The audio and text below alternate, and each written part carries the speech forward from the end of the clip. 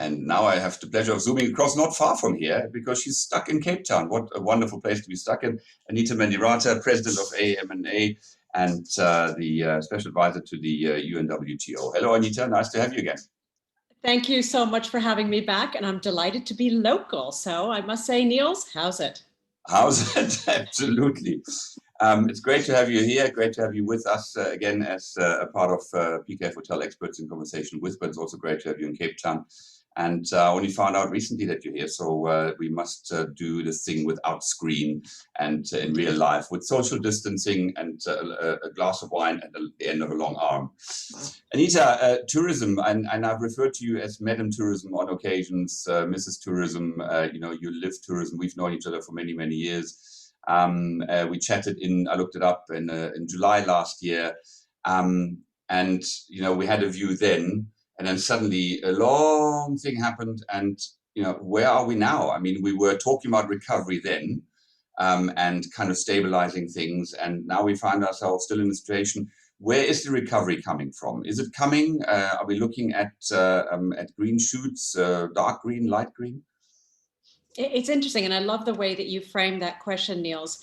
Recovery is coming from healthcare. Recovery is coming ultimately from being able to control what is now grasped the world and grounded the world. And this is reason why I call this out. We always talk about travel and tourism recovery, aviation recovery, economic recovery. But the economic and the travel, tourism, and aviation crisis is because of a healthcare and a humanitarian crisis. So the recovery is going to come from the confidence that is built within the healthcare community. That at the heart is about the vaccine.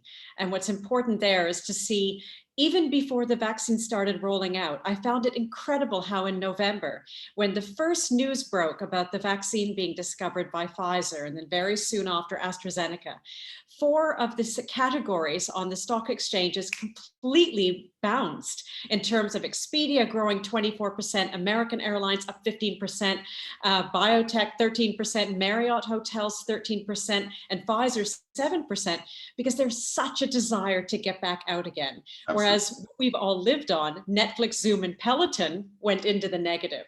So that shows the confidence. Now that the vaccine's being rolled out, we see bookings starting again for later in the year. So recovery is going to come from confidence. Confidence is going to come from healthcare. Healthcare will therefore put the planes back in the skies and open our borders safely. Right. Well, that does make sense. And, we obviously are looking with a very keen eye to see who's vaccinating, how quickly and how efficiently and whatever you. And the UK, they're doing pretty well with, I think, just under 30 million vaccinated. And other countries are still a bit slow. It's the availability of the vaccine. It's rolling out. It's the logistics, because, what I learned is that, with the cold chain needing to be maintained, you need to bring the vaccine to the location. You need to then make sure that it's still kept in that condition, and then it's you've got, I think, something like 2 hours from unloading it to actually giving the vaccination. So it certainly is a logistical challenge there. Talking about vaccines, talking about health, the famous variants that are being spoken about, causing, as far as I'm concerned, as far as we're concerned, a lot of trouble, because we've coming from South Africa, we have this South African variant, which is being mentioned everywhere. There's the UK variant. I think the other day there was a Flensburg variant. Is it really not a bit disingenuous to name these variants after destinations? Because South Africa is suffering, because you mentioned bookings picking up. We see some bookings being cancelled again because people saying, "Oh my goodness, it's South Africa, so I can't go." Absolutely. Because the South African variant is there. Yet the South African variant is now all over the place, so it's no longer localized, if it ever was. Indeed, so it's an ironic stigma, because ultimately the South African variant was established because of the scientific expertise in South Africa that was able to actually identify a new strain of COVID-19. That's the irony, that it was the country that actually stepped forward and said, we have identified something that is a great risk, and then the flag was put on it. So whether it's the UK variant, Brazilian variant, South African variant, it's an ironic twist on medical expertise. What's also important is that we are still trying to establish the problem of COVID-19, how it mutates, how we actually develop vaccines based on former strains. At the same time, we're trying to roll out a solution. So the scientific race and the opinion race are running in parallel, and it's on fire, and that's very dangerous. So is it unfair? Absolutely. Is it stigmatizing? Absolutely. Is it incorrect? Absolutely. Because exactly as you say, there are cases of the South African variant in the US with people who've never traveled and never come near anyone who's gone to South Africa. But this is where it comes back to countries forced to own their narratives. It is critical that if the South African government contacted the global medical community, which it did, to identify a new strain, the articulation of that is critical, and insisting that, again, it's COVID, it's the same family of, it's a mutation, it's a strain that we've created that was identified in South Africa through scientific expertise. We need to constantly manage this narrative. So ultimately, no matter what we do at a tourism level in terms to increase the invitation, increase the investment, unless there is national reputation management, we're going to be fighting, sadly, a very challenging battle, because people don't want that association of flag, strain, holiday. It's not going to happen. So every country needs to manage that very carefully. And equally, the same way we called initially COVID the coronavirus, the flu is the coronavirus, SARS is the coronavirus. Once we identified it as COVID-19, it made sense. We need to now take any flag variant and push it back into what version of COVID-19 is it? All of us need that. And you mentioned something important about the vaccines as well. We have now 5 vaccines that are being rolled out around the world. All of them have different levels of success, different temperatures for storage, different distribution requirements, and different doses. The J&J vaccine here is single dose, which is amazing, even though it has a lower level of efficacy in terms of vis-a-vis Pfizer and AstraZeneca. We live in a world of opinion. We do not necessarily put fact into those opinions. So that's why everyone, whether it is the official news networks or all of us with our official, unofficial accounts through social media, need to be very careful about sharing information so that accuracy is at the center of it and it doesn't cause an adrenaline rush in the wrong way. Yeah, no, absolutely. I mean, when you look at the as you say, the efficacies, which people don't understand, because when you say efficacy of 56%, doesn't mean that 44% will will get it. That's the whole thing. I mean, in trials, I think with older ones, they had not one person who died.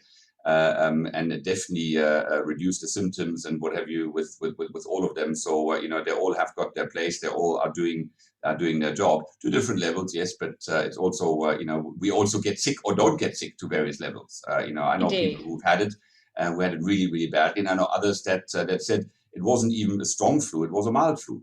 And that, I think, is the dangerous thing, that you get those people say, I shake it off. Well, we don't always know what's going on in our bodies. So I personally feel I don't need to get it. Thank you very much. If I can avoid to get it, then I will do whatever I need to do, apart from going into my basement and not coming out. But taking reasonable care, and I think that's what can be expected, reasonable care. And unfortunately, in those areas where it flames up again, the reasonable care was not taken. Indeed. Now, Nils, just a quick, sorry, I'm just going to jump in for a second, just a quick comment, because I know that this is a really beautiful platform to be speaking on, so I want to take advantage. The vaccine is not a cure, and it doesn't prevent. It manages the degree to which a person suffers from COVID-19. I picked it up last year. I was very grateful not to have any respiratory challenges, but you never get over it. You get through it. And like malaria, it stays in your system. The long tail has been more dangerous for me. It's been headaches. I'm now short of breath, all of these consequences. So again, we're still trying to figure out the problem as we're developing the solution, but you're absolutely right. And that it's a matter of being as careful as possible. And some people don't want to take the vaccine for fear, for religious reasons, for whatever reason. It's the sad thing is that the issue is being taken into directions it shouldn't be. This is about simply us taking care of ourselves and taking care of each other. Absolutely, absolutely, and I think that's what we need to do. Which takes me to the next point, because time, unfortunately, is moving on. And I said to you at the beginning, or before we even went live, we could chat for 3 hours and wouldn't run out of subject to talk about. But unfortunately, we only have those few hours, about for a few hours, 3 minutes that are at our disposal. Women in tourism. It's March. It's tourism month. as a male person said, every month is Ladies' Month, and Women's Month, and whatever you mean. Being the father of two lovely girls and the husband of a lovely wife, for me, definitely every day is Ladies' Day or Women's Day.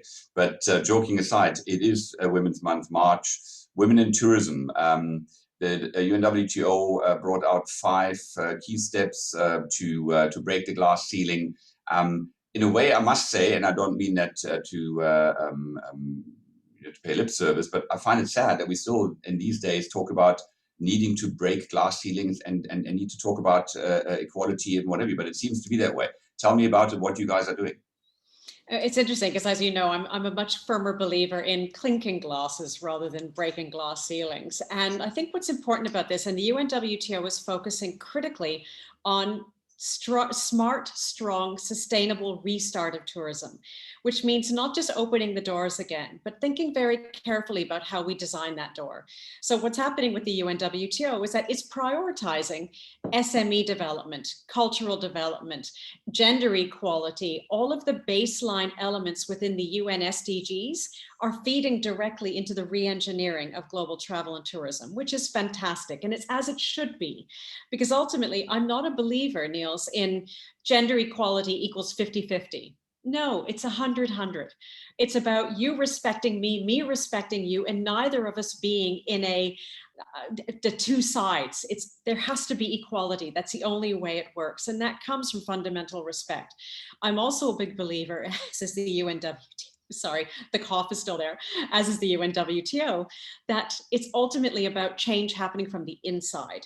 So women banging on the door to get inside is not going to be as helpful as the man being willing to open the door. It needs to come from the insides. I'm a firm believer in that. And that's where what the UNWTO does is ultimately case makes around what value women do bring to the industry, qualitatively and quantitatively, what value men play in the industry in opening up those opportunities and opening up those doors, and recognizing that, especially as Mother Nature has forced us to rebuild the world, we either all win or we all lose. So if we've been given this time to really rethink how do we smart, sustainably restart tourism, let's do it by utilizing the SDGs, especially youth, gender equality, women's empowerment, identification of partnerships to generate peace, managing natural resources. All of that feed into the new model. And that's a good thing.